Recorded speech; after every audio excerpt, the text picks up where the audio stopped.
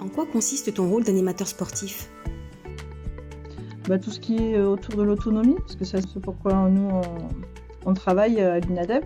Le but c'est qu'ils arrivent à être autonomes avec leur corps pour pouvoir après plus tard bouger en fait, se déplacer, être actifs dans leur vie. Moi ce que je vais faire c'est adapter un professeur de sport lambda fait au public que j'encadre pour leur permettre d'arriver à la même chose. En fait, le but c'est surtout aussi de leur montrer qu'en fait on peut toujours faire différemment, on adapte, mais on peut toujours faire quand même. C'est pas parce que vous êtes déficient visuel que vous n'allez plus arriver à faire ce que vous faisiez avant. On va le faire autrement. Pourquoi le sport est-il important quand on perd la vue ?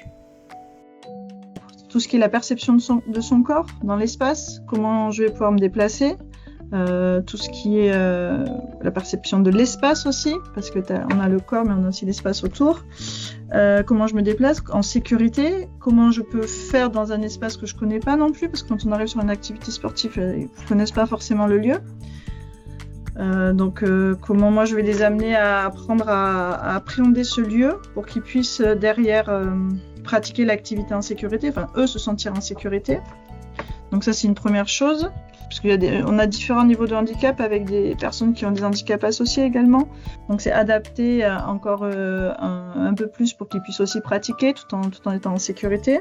Parce que plus on est porteur de handicap, plus le sport est important. Quels sont les freins à la pratique sportive quand on est aveugle ou malvoyant ? Le premier frein qu'il va avoir, c'est... moi ce que j'ai entendu ici, c'est pourquoi tu veux nous faire du sport, on ne voit plus. C'est justement, ce n'est pas un frein. Il faut que tu puisses venir et voir ce que tu peux faire. On peut tout adapter.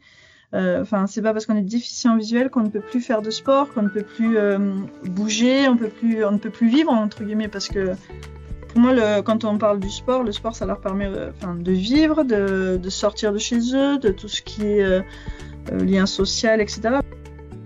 Peux-tu partager une anecdote ? Les personnes quand elles viennent me voir, elles ont envie de faire du sport, mais ce à quoi elles s'attendent pas, j'en ai une par exemple qui ne s'attendait pas du tout quand je lui ai fait découvrir la voile, le handi-voile, et elle s'attendait pas du tout à aimer ça. Il a participé au championnat de France handi-voile, handi-valide ça s'appelle exactement, et au championnat du monde handi-valide quoi. Donc cette personne est partie. Elle a commencé à pratiquer la voile il y a 4 ans et elle est partie l'année en suivant sur les championnats de France. Et l'année encore en suivant sur les championnats de France et les championnats du monde. Elle n'a pas fini dans les premiers, mais elle a participé tout en étant déficient visuel, quoi. Donc voilà, oui, ça c'était vraiment très positif. Et puis il est parti seul puisque c'est une personne, j'avais que cette personne qui pratiquait et donc en fait avec le club avec lequel je travaille, on a fait en sorte qu'elle rencontre des personnes de ce club qui puissent l'emmener, qu'elle ait assez confiance dans ces personnes pour pouvoir partir avec eux parce qu'elles sont parties, je crois qu'il y en avait une c'était sur Lorient, une autre un peu plus près mais c'est sur le lac de Cazaux, enfin voilà, et elle est partie seule quoi. Pourquoi le sport est-il un bon levier d'inclusion ? Le sport aide à l'inclusion d'une part parce que on aide nos bénéficiaires à aller faire des clubs sportifs. Donc on les fait pratiquer, on essaye de les faire pratiquer en inclusion. Donc je pense que chacun de nous, éducateurs, on a notre propre réseau, puisqu'on n'est pas tous au même endroit. Et on a certains clubs qui acceptent des personnes porteuses de handicap dans leur effectif. Donc ça, c'est quelque chose qu'on travaille tous. Donc là, on est dans l'inclusion dans le monde des non-porteurs de handicap. Et donc ça, c'est un gros travail à faire, puisqu'il faut former le club et ensuite former les participants à l'activité, parce que les personnes ne sont pas accueillies. J'ai un exemple d'une dame qui a été toute seule dans un club et qui finalement, de marche, finalement ils leur ont dit non, ça suffit, ne viens plus parce que voilà. Donc moi, c'est mon rôle à moi, ça a été de venir derrière et de leur expliquer que en fait, si elle peut marcher, il n'y a pas de souci, surtout qu'elle marche très bien cette dame, elle peut aller en montagne, etc. Effectivement, il vous faut un accompagnement derrière. Mais ça, moi, je peux vous aider à le préparer, quoi. C'est un des rôles que l'on a tous. Et on travaille l'inclusion par là.